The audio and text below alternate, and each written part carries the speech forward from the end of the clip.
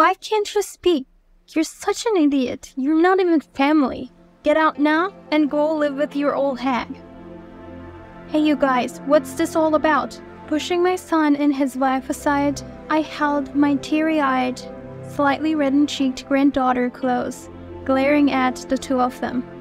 The defiant couple kept berating their mute daughter.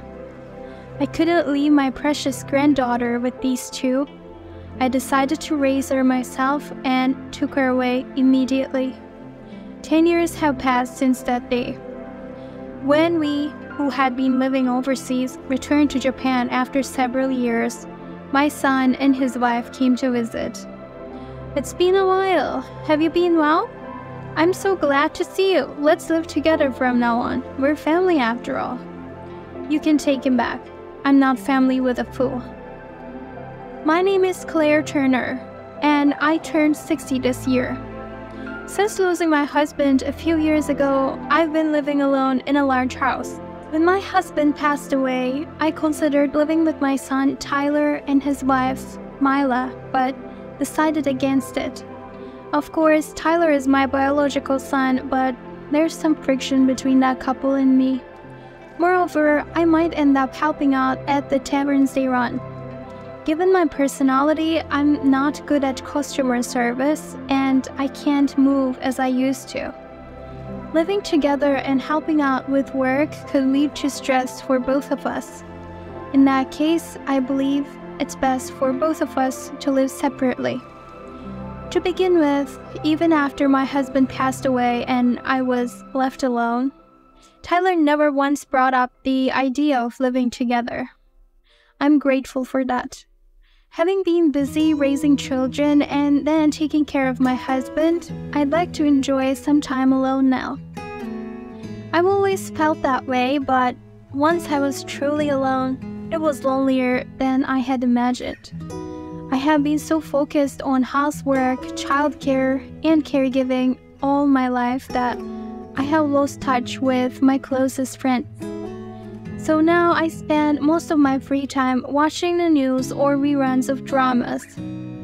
I have thought about taking up a new hobby, but none of them have lasted long. In the midst of these tedious days, I'm supported by my two grandchildren. Amy, my 10-year-old eldest daughter, and Haley, my 6-year-old second daughter. They're both so adorable. Amy, the eldest, has a beautiful face and is bright and sweet. On the other hand, the second daughter, Haley, is quiet and a little clumsy. She is often compared to her older sister, who is beautiful and good at spoiling adults, and she always feels lonely every time she's pampered by them. Of course, to me, they're both equally cute, and I love them both. But if anything, I often took Haley's side. I was always on Haley's side, because she seemed to be smothered by her parents and older sister, in my view. I usually see my son's family about once every 2 months.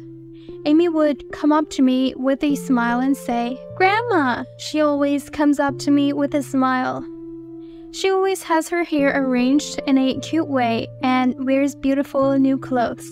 On the other hand, Haley's clothes are always worn out hand-me-downs. Her long hair is so shaggy that it has not even been combed, let alone tied up. When Haley was younger than she is now, she used to talk a lot with words she had just learned. However, these days she doesn't even smile, and in contrast to the cheerful Amy, she's often silent and downcast. I greeted Amy as she came running up to me saying, "Welcome! You come a long way," and then bent down in front of the downcast Haley to look her in the eye. "Thank you for coming, Haley. Please stay and relax for a while." "Okay." "I bought Haley's favorite snacks. Let's eat it together." "Yeah, okay." "Do you have my favorite candy too, Grandma?" "Of course I do. Come on, come inside. Let's go inside and have a quick cup of tea." As I was about to enter the house holding hands with them, my son and his wife got out of the car just in time. "It's been a long time. This is for you." Wow, thank you for coming all this way. Everything okay with you too? Please stay and relax for a while. Hi, Mom. It's been a long time. Thank you. I went into the house with my son and his family and quickly prepared tea and snacks. While everyone was having tea, my son and his wife talked only to Amy, their oldest daughter, and did not seem to be talking to Haley. I tried to talk to Haley, but Tyler and Mila blatantly changed the subject and Amy interrupted me. Although I was very concerned about the family's attitude toward Haley, I always asked how things were going, thinking that I probably shouldn't interfere. Later, however, I would come to regret my response. That day, I was going to visit my son and his wife, so I brought them some of their favorite sweets as a gift. I arrived at the front of my son and his wife's house, and just as I was about to press the doorbell, suddenly I heard Tyler yelling loudly from inside the house. "Why are you silent? Say something!" Taken aback, I instinctively reached for the front door and found it unlocked. Without hesitation, I entered the house and proceeded down the hallway. The shouting seemed to be coming from the second floor.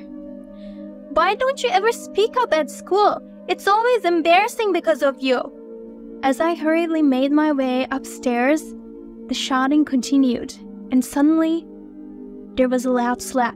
Entering the room from which the noise had come, I saw Haley sitting properly on her heels, with Tyler, Mila, and Amy yelling at her. Haley looked like she was about to cry, pressing her cheek, while, on the other hand, Amy was rubbing her palm as if it hurt. "Hey, Haley, don't you have anything to say, even when your sister hits you? Doesn't it hurt? Say it hurts. Idiots like you who can't even speak aren't family. You might as well live with the old hag. Get out of this house." "Hey, you three, what's going on here?" Pushing aside my son, his wife, and Amy, I tightly hugged Haley, who seemed on the verge of tears, glaring at the three of them. The trio looked shocked to see me, but they soon spoke up. "Mom, at least ring the doorbell. Why are you entering someone's house uninvited?" "Mom, that's a bit inconsiderate." "Inconsiderate? Which one of us? Yelling at such a small child? Tyler, aren't you her father? How can you be so rough with a child? And Amy, why did you hit Haley?" I'd never reprimanded my grandchildren before, but this was the first time I severely scolded Amy. Amy, taken aback, merely said, "But," and looked down. Suddenly, Mila swiftly embraced Amy and glared at me. "Don't be harsh on Amy!" Defiantly, I glared back at Mila. I couldn't believe a mother would defend her child who just hit her younger sister. Tyler then pointed at me, who was hugging Haley, and shouted, "What are you doing, Mom? Get away from that idiot!" "It's you who are the idiots. Apologize to her right now."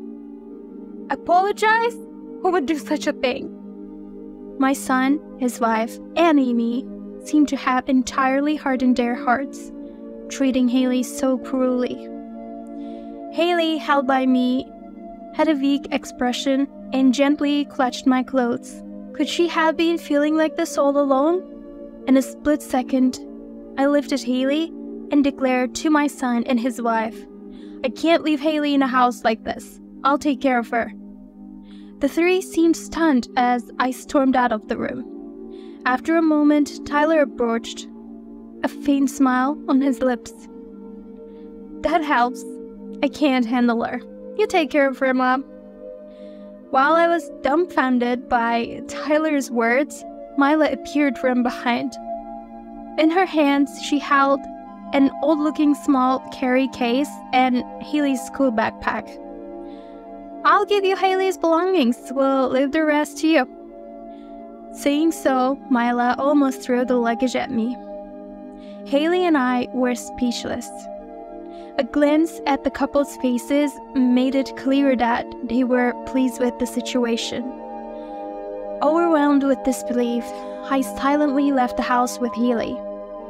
We returned home without speaking a word to each other, and I took off Haley's shoes and lined them up in the entranceway.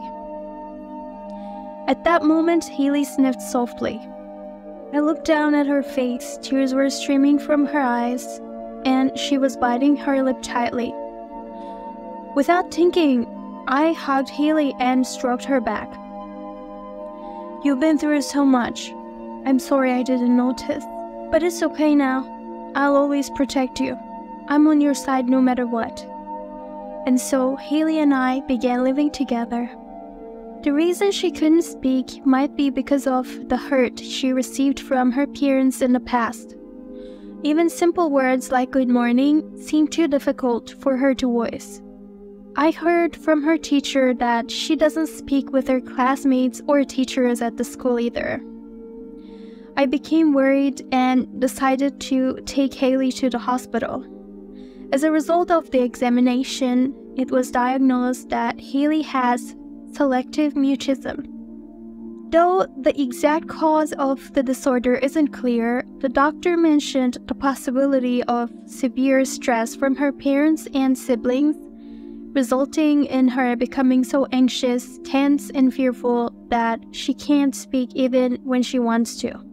Fortunately, she's now living away from her family, and with the change in environment, she's expected to improve gradually, which greatly relieved me. On our way back from the hospital, I bought Haley a notebook with a design she likes and a cute pen. "Haley, from now on, if you want to tell me or anyone something, use this notebook. Whether it's drawings or words, anything is fine. And once you get used to that, let's practice voicing out the words you've written little by little." Upon hearing this, Haley immediately picked up the pen and started writing something. When I silently observed, she showed me a page from the notebook once she finished. Looking at it, next to a drawing of me, it read, "Thank you, Grandma." Then Haley tried her best to voice out, "Thank," but she couldn't articulate it completely and looked down, disheartened. "You did great. Thank you for trying, Haley. You get a full score. Just take it one step at a time." When I patted her head, she looked up and seemed to be smiling slightly. From then on, Haley started using her notebook and pen to communicate with everyone at school. She might be slowly gaining confidence. Little by little, Haley began to speak, and 2 years later, the symptoms of selective mutism had completely disappeared.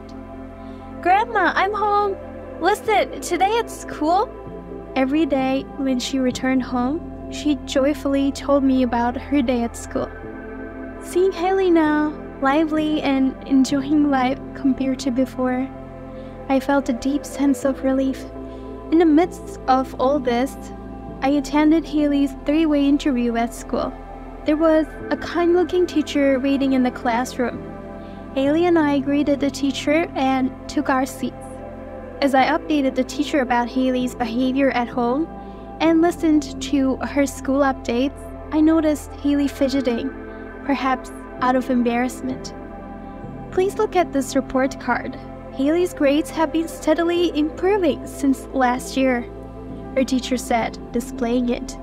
Looking at the graph, it was evident that her grades started improving since she began living with me and have recently surged at a remarkable pace.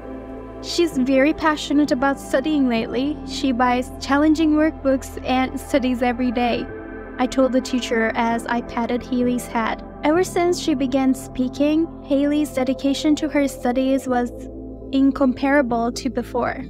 On test result day, she'd proudly show me her perfect scores, and every day she'd be engrossed in her textbooks at home. I felt proud every time I saw her framed perfect scores on the wall. "I see. I suggest Haley take an IQ test at the hospital." "An IQ test?" I echoed, surprised. The teacher responded, "I believe Haley might be gifted." Apparently, gifted refers to children with innate high abilities. According to the teacher, Haley already possesses an adult-level intellect. To harness this potential, it's essential for Haley to learn in an environment that matches her abilities, which is why she suggested the IQ test. Taking the teacher's advice, I promptly took Haley to the hospital for the test. The results confirmed that she was indeed gifted. I was profoundly shocked to discover such talent in Haley. One day, I casually asked her, "How's school these days? Do you enjoy studying?" She responded with a somewhat gloomy expression. "Grandma, honestly, school is too easy. I want to study harder, but I haven't told the teacher because I don't want to trouble her." Hearing this, I was deeply concerned. Would she find the academic environment she desires if we remained in Japan? She probably wants to study at a junior high or high school level. How can a grade schooler like her get that kind of education? I reached out to her homeroom teacher for advice. That's when I learned about the grade skipping system in the US.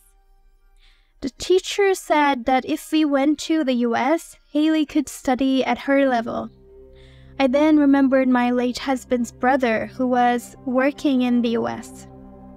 Though we hadn't been in touch for years, I thought he might be able to help. I contacted him about Haley's situation and he kindly offered to assist with our relocation. I asked Haley about studying abroad in the US. "I want to go, but I want to graduate with my friends and I want you to come with me, Grandma." "Alright, let's do that. I'll also study English in the meantime." She smiled, relieved by my words. Haley went on to create many happy memories in elementary school and graduated alongside her beloved friends. They exchanged contact information, ensuring they'd stay in touch. Of course, we didn't tell Tyler and Mila about the study abroad or her gifted status. After moving to the US, Haley quickly adapted and advanced her studies using the grade skipping system. I did everything I could to support her. Seeing her enjoying her studies even more than in elementary school, I felt reassured about our decision to come to America. Haley's abilities truly were extraordinary. A few years after her study in the US, she entered Harvard University and started studying business and economics. And by the time I realized it, she had established her own company. Haley gives back to me. She always tells me. But she has already done enough to repay the kindness.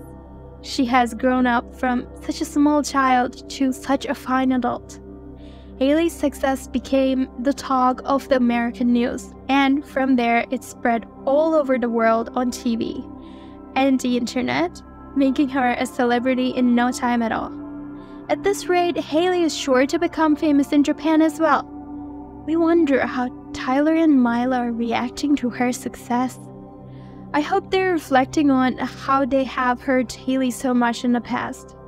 Exactly 10 years had passed since Haley had established her company in the United States. We had to return to Japan because of Haley's work. We had rented an apartment and were settling into life in Japan when suddenly the intercom rang. I wondered if it was a neighbor. I opened the front door without thinking. "It's been a long time, Mom. You look good." "Tyler? Even Mila? Why are you here?"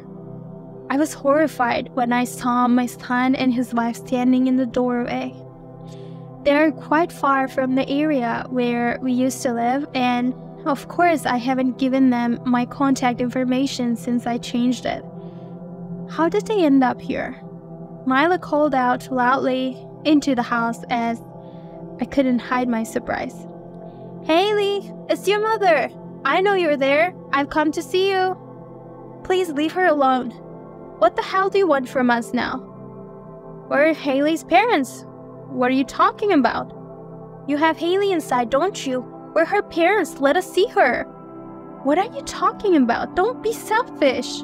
I desperately tried to stop them, but my son and his wife came into the house without a care. As I was trying to get them to leave, Haley came out of the living room. "Grandma, what's wrong?" "What?" She couldn't hide her surprise at the unexpected visitor. I felt awkward and involuntarily turned my face away from her. The son and his wife were happy to see Haley again. "Haley, you've grown up so well. I missed you for so long." She quickly swatted away Mila's hand that reached out to hug her. "If you want to talk, so go to the living room and stay on the sofa, please. I'll prepare the tea," she said coldly and went into the kitchen to start preparing tea. Tyler and Mila sat on the sofa without any hesitation and continued to talk to Haley one-sidedly. I became concerned and ran to Haley and called out to her, but she smiled and winked at me. Then, "I'll take care of it," she said. After preparing tea, we sat down across from them, and the son and his wife began to talk. The tavern they had run together for some time had fallen into disrepair and gone out of business. Their eldest daughter, Amy, has been out of touch since she started working, and they do not even know where she lives. They have been living in poverty since they lost their jobs, and their savings are about to run out. "Haley, we raised you until you left home at the age of 6, didn't we? Would you be willing to support us as an act of filial piety?" "Haley must have missed us a lot, right? From now on, we will be together forever, and we will make many memories." The sight of Tyler and Mila clinging to their own child was so pathetic that I couldn't bear to look at them. Why did they have to grow up like this? Even though he's my own son, I don't understand. Where did I go wrong in raising him? As I was blaming myself in my head while looking at my son and his wife, I suddenly heard Haley's voice and I came back to myself. "Filial piety? Nurture? I refuse to do so.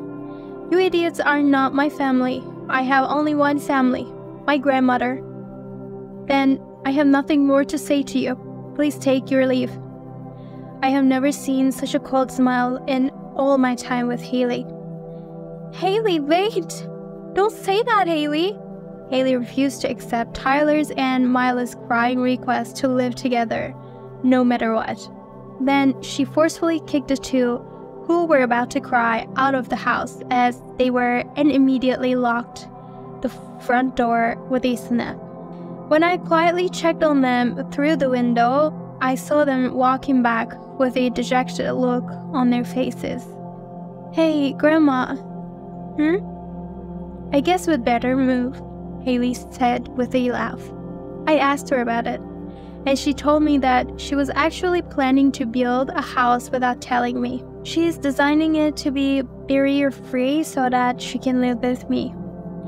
"Haley, thank you so much," I said, and Haley smiled shyly and bashfully. A few months later, we moved into the new house she had built for us. The barrier-free house proposed by Haley is very comfortable for me. On the wall of our new house, I have many memories from when she was 6 years old.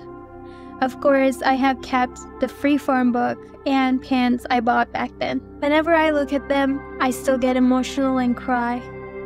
I thought to myself, let's make many of Haley's favorite dishes for dinner today. I thought of that and immediately headed for the kitchen.